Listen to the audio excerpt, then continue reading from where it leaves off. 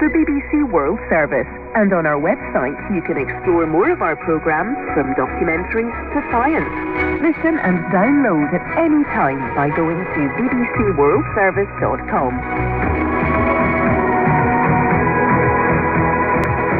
On air, online and on smartphone, this is the BBC World Service, the world's radio station.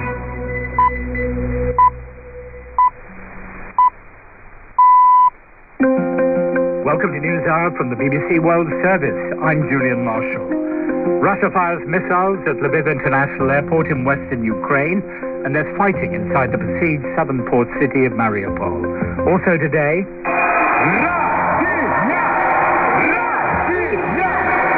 chanting flags and music greet President Putin at a packed stadium in Moscow. Over 2 million refugees from Ukraine are now in Poland. We speak to the mayor of Warsaw. We here in Poland and in Warsaw will help as many people as we can, but we need to start sharing this burden in Europe. And as NASA prepares for the launch of a massive rocket, the head of the space agency tells us that Russia and the US can still cooperate. We get along with the cosmonauts and the astronauts. It's a very professional relationship, and I expect that to continue. That's all after the latest news. This is the BBC News with Fiona MacDonald. President Putin has told a packed stadium in Moscow that Russian soldiers in Ukraine are fighting heroically, shoulder to shoulder. He repeated the unfounded claim that they were saving Russian-speaking people from genocide. The raucous crowd waved flags and chanted nationalist slogans. This report from Steve Rosenberg in Moscow. The crowd cheered, but many of the people we spoke to here told us privately they'd either been pressured by their employers or, in the case of students, by their colleges to come here, or simply offered the day off if they came. Some even claimed they had no idea it would be an event supporting the Russian onslaught in Ukraine. It was a highly staged, managed affair, an event for the TV cameras, designed to show the Kremlin leader basking in the support of his people. At least 45 people have reportedly been killed in a Russian missile attack on a Ukrainian army barracks in the southern city of Mykolaiv. It's crucial to Russia's plans to take Ukraine's third city, Odessa. It's been holding back a Russian offensive along the Black Sea coast. Western security officials have told the BBC that the seeming stalemate of the past 2 weeks is a result of ferocious fighting in contested areas of Ukraine. They say Russian forces have had to reorganize and regroup, and that personnel losses are so high, Russia is looking to private security companies for reinforcements. Paul Adams reports. Certainly the pace of Russia's advance has been glacial, slightly quicker in the south, where they've been able to create a land bridge between Russian-annexed Crimea and areas held by pro-Russian separatists in the Donbass, but almost imperceptible around Kiev, where the city has still not been cut off. But this war is still only 3 weeks old, and experts warn that Russia is still capable of throwing vast resources at it. The Chinese leader Xi Jinping has told President Biden in their first talks on the war that sanctions only bring suffering to ordinary people. The White House said that during the call, Mr. Biden set out the implications if China were to provide Russia with material support. Nomia Iqbal is in Washington. The background of this, Russia has asked China for economic help and military help because it's being so sanctioned right now that it's hugely impeding it. And America claims that China is thinking about it, that China has shown willingness to support Russia. And basically Mr. Biden's reaction to China is, if you think about it, you will face consequences. So that's what he's laid out in this phone call. There's no detail whatsoever on what those consequences could be. BBC News. Tanzania's main opposition party, Chadema, says it will not participate in planned reconciliation talks because adopting a new constitution is not on the agenda. The current constitution was written when Tanzania was a one-party state. The opposition says it gives far too much power to the presidency. The Chadema leader, Freeman Mbowe, announced the boycott days after being released from prison, where he'd been held for months on terrorism charges. An outspoken government critic in Rwanda is due to spend 7 years in prison after a court rejected his appeal against charges including impersonating a journalist and humiliating state officials. Dieudonné Nyonsenga was initially detained 2 years ago after accusing soldiers of abusing people while enforcing a coronavirus lockdown. Joyce Etutu reports. Failure to present new evidence. That was the reason given by the court in Kigali today as they rejected YouTuber Dieudonné Nyonsenga's wrongful conviction appeal. The court deemed that he must serve the sentence handed down in late 2021. Nyonsenga was previously arrested for filming and publishing videos critical of the Rwandan government. During his initial detention, he described being kept in terrible, mosquito-infested conditions. Neither the YouTuber nor his lawyer appeared in court today, but his father was present at the ruling. Tunisian officials say at least 12 people have drowned after the boat in which they were attempting to cross to Italy sank off Tunisia's northeast coast. They say that the victims, whose bodies were recovered near the coastal town of Nabouel, were mostly Syrian migrants. A search is underway for any survivors. And an Irish jockey has become the first woman to win one of Britain's most prestigious horse races, the Cheltenham Gold Cup. Rachel Blackmore rode A Plus Tard to victory in front of a roaring crowd. BBC News.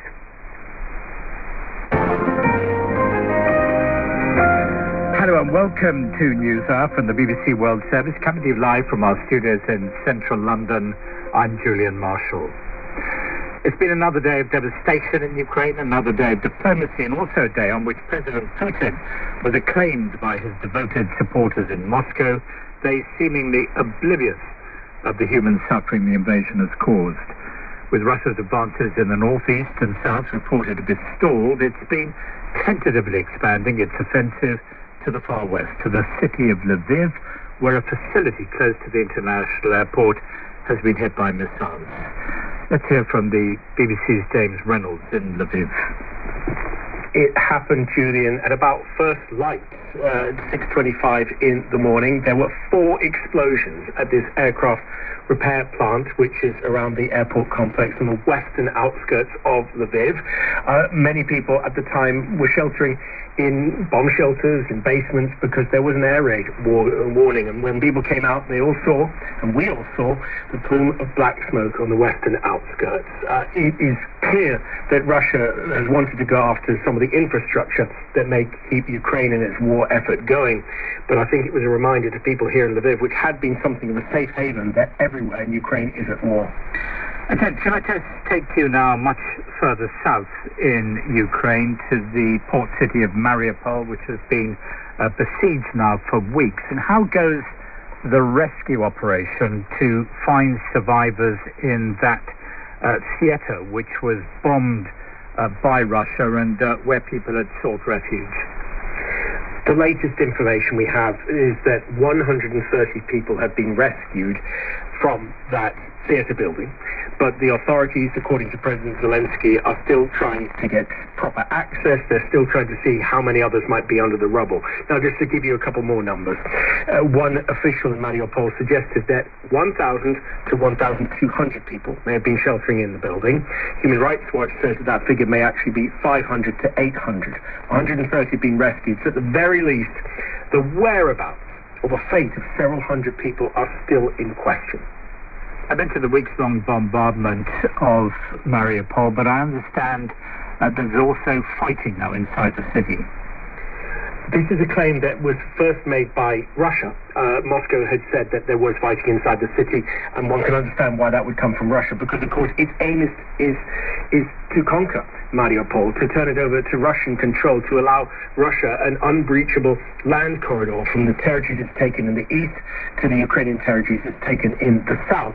The Mariupol mayor, Vadim Boychenko, has told the BBC, has confirmed that fighting has reached that city centre.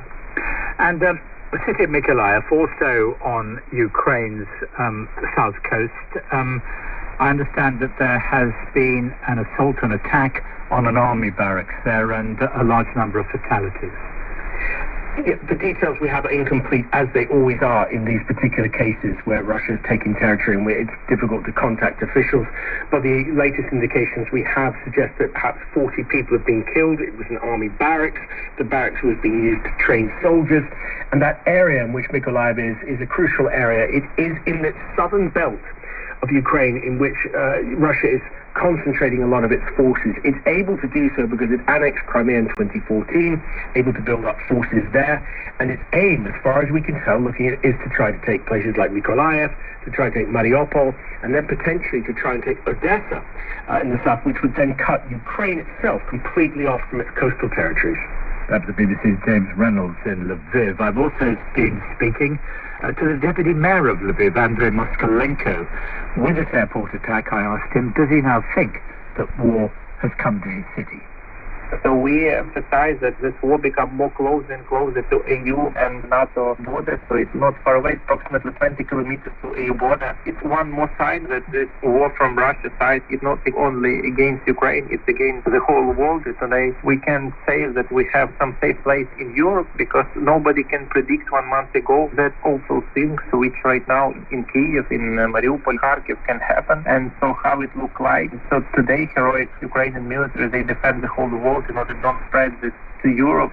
So today we had in our city action when we showed like a performance 109 baby carriages. So it's the amount of children, kids who were killed by Russian troops in our peaceful cities. So today we can predict how it can be. That's what we can predict, that we will defend our country definitely because we don't have any another land. But I want to just take it back to Lviv, the city itself, and I was wondering whether you were preparing for a Russian attack, something more significant than just this attack on an aircraft repair plant. So today, almost all our residents for our city engage in order to defend city. So more than 10,000 volunteers who help IDPs. We have several thousand people who patrol the city during the night, who help the state security service, National Guard, to police, and so the people who self-organize. Some people prepared the cocktails, Molotov, a lot of people right now in military units. So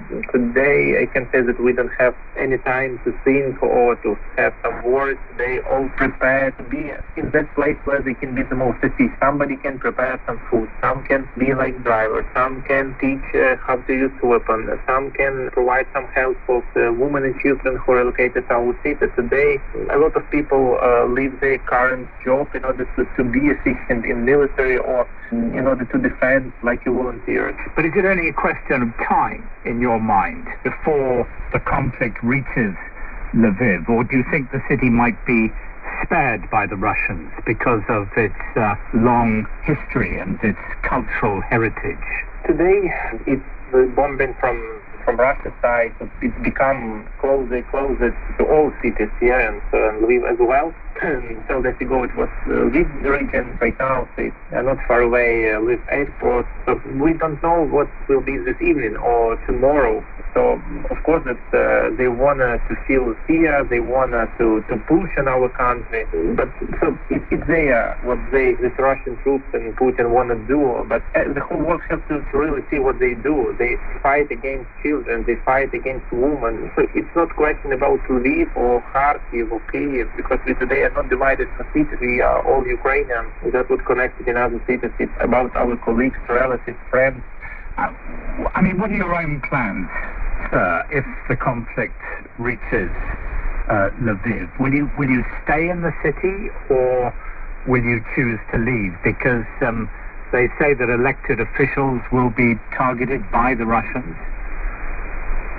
So that's what we see for last days, that a lot of men who work abroad, so it's approximately more than 200,000 people, they came back to our country in order to defend here. We, like officials, have only one way what to do, so we will defend by the end. And so it's because it's our land, we don't have another country, we don't have another city, and so it's our native city, we'll stay here. And so I can say that today all the residents as one, they will do what they can on their places, because we don't have another territory on which we can be relocated. So it's our land, we born here, we graduated here, we work here, and so every such bomb attack or such pushing on our city, so we have more and more people who want to come and defend city, and so it's our response, and so we have more and more people who right now give that what they have in order to contribute, in order to defend. That's Andrei Moskalenko, the deputy mayor of Lviv in western Ukraine.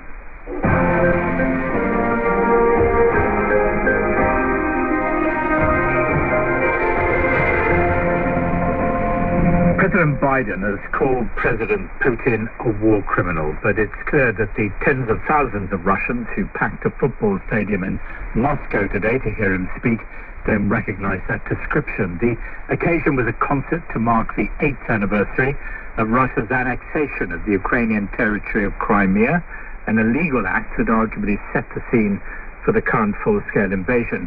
For his audience, Mr. Putin framed the war, in terms of self-sacrifice, invoking the Bible. To liberate people from suffering, from this genocide, is the main inspiring motive of this military operation we started in Donbass and in Ukraine. This is the objective. This is the aim. And I remember these words from the Bible. There's no greater love than this, that a person would lay down his life for the sake of his friends.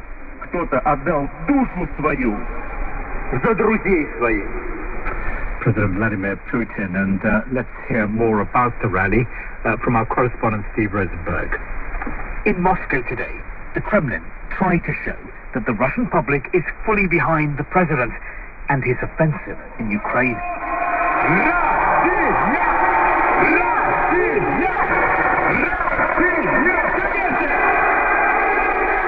Newshour Stadium, where the Football World Cup final took place 4 years ago, was packed. Tens of thousands of people waving Russian tricolors and banners with the letter Z, the identification symbol painted on some Russian military vehicles in Ukraine.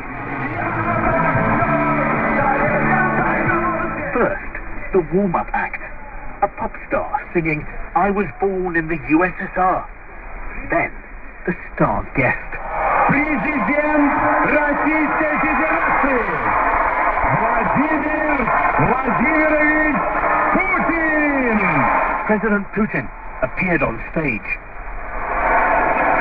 И мы видим, как героически действуют и воюют. Russian soldiers in Ukraine were fighting heroically, he said, shoulder to shoulder.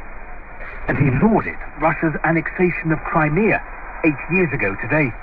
The crowd cheered, but many of the people we spoke to here told us privately they'd either been pressured by their employers or, in the case of students, by their colleges to come here, or simply offered the day off if they came. Some even claimed they had no idea it would be an event supporting the Russian onslaught in Ukraine.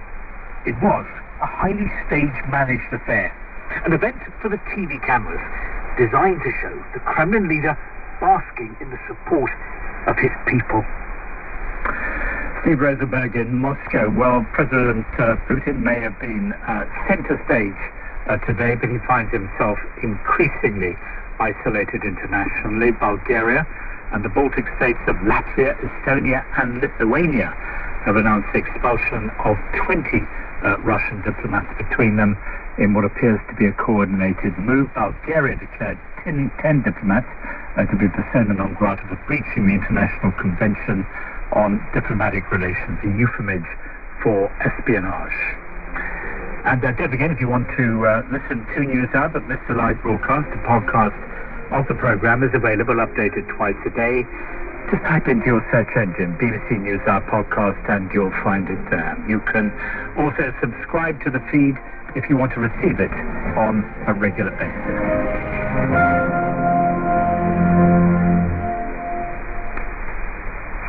And still to come on Newshour, we have a report from Ukraine's second city, Kharkiv, which has been the target of Russian attacks for 3 weeks. But Ukrainian troops say they're holding fast. The Russians thought they'd be met with flowers as our liberators, but that didn't happen. For the first 3 days, we couldn't understand what was going on. We were lost, and we couldn't believe it was happening. But after that, we got better, and now we're standing our ground, and we'll hold our position. And the latest headlines from the BBC Newsroom. President Putin has held what he called a special operation in Ukraine in front of tens of thousands of flag-waving supporters at a rally in Moscow, and dozens of people are thought to have been killed in a missile strike on an army barracks in the southern Ukrainian city of Mykolaiv.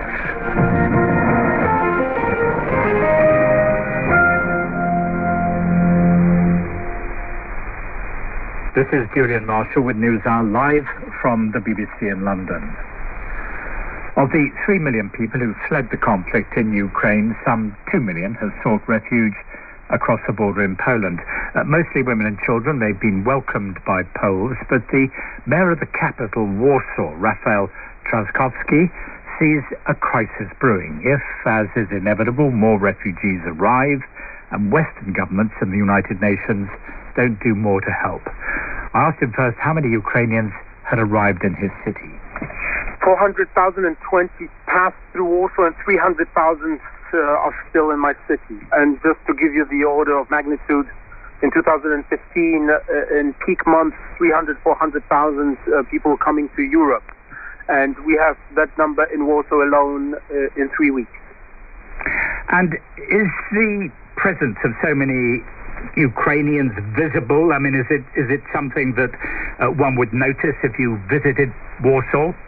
I mean, I've just talked to the European Commission officials who are used to these kind of crises, and they're amazed that you do not see that many people on the streets, because simply people from Warsaw welcome them in their homes, and the majority of Ukrainians are with families, with their friends, with their own families, or with complete strangers.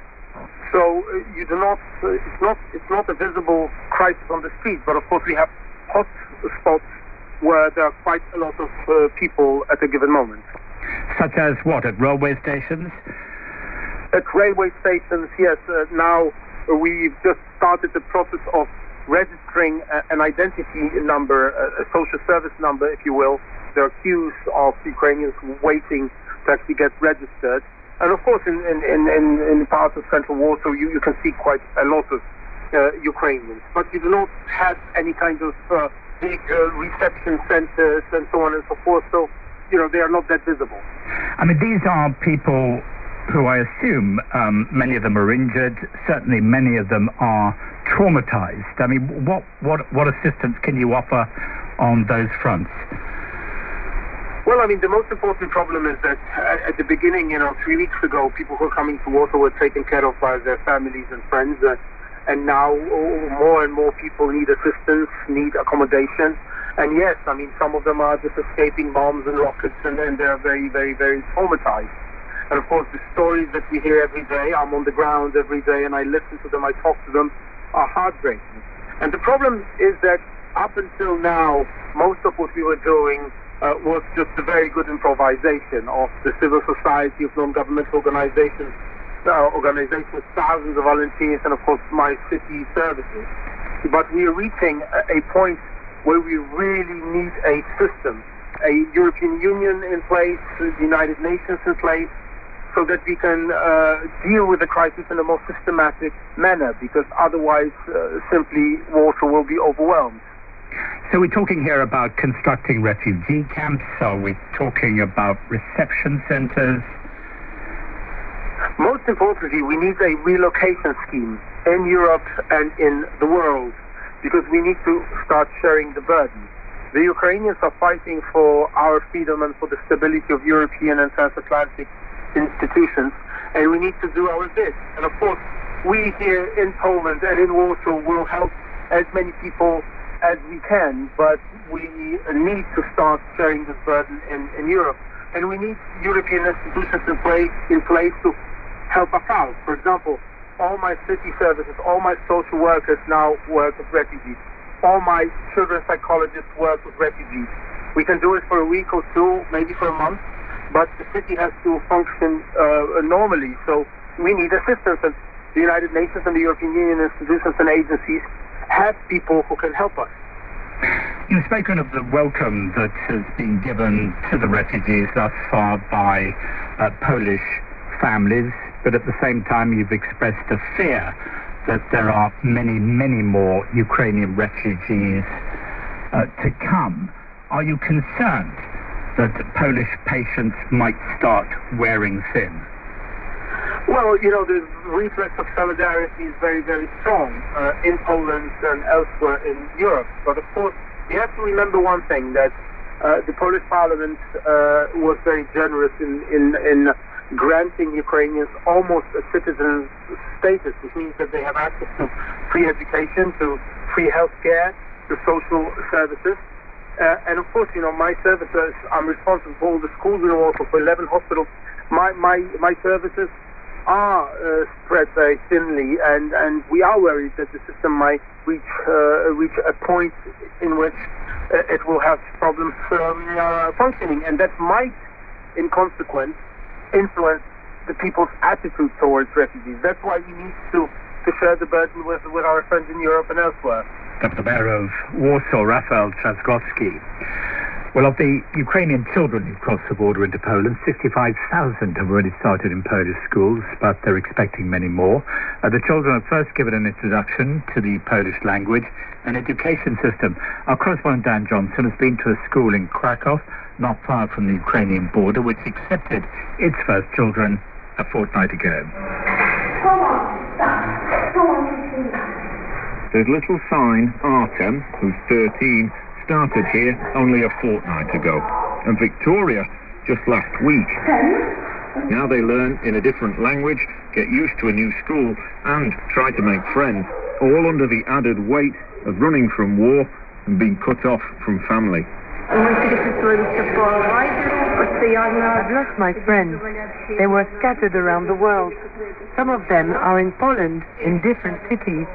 Some are in Georgia, some in Slovakia and Germany. But we communicate through apps. We are in touch. Artem's concern is for his mom, Leah, who's here helping the school translate. I worry so much about my relatives, about my mother, because they are so stressed.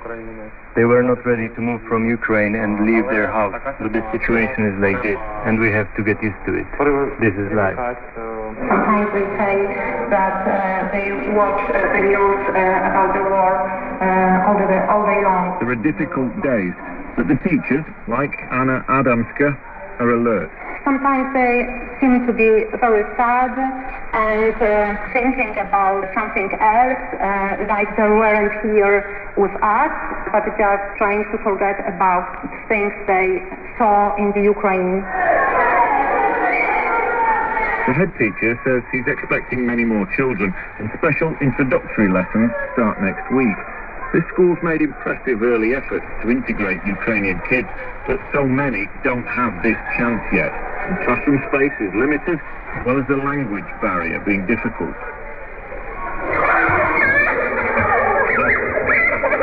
Hundreds of thousands of children are already here, and without the men, they'd probably outnumber the adults. Across town, there's space for mums to work and toddlers to play. Like so many, Christina's on her own here with 3-year-old Katusha. She's growing up, she's becoming stronger, and I hope she won't remember why was that. I'm trying to give it to her like an adventure. That we are on holiday, and we are visiting friends, and we are just traveling. But now more and more often she asks to go back to Daddy. And I just cannot explain her why we cannot do it at the moment. I cannot find the right words why it's not possible. That report from Poland by the BBC's Dan Johnson. You're listening to NewsHour. Do stay with us, a lot more to come in the next 30 minutes.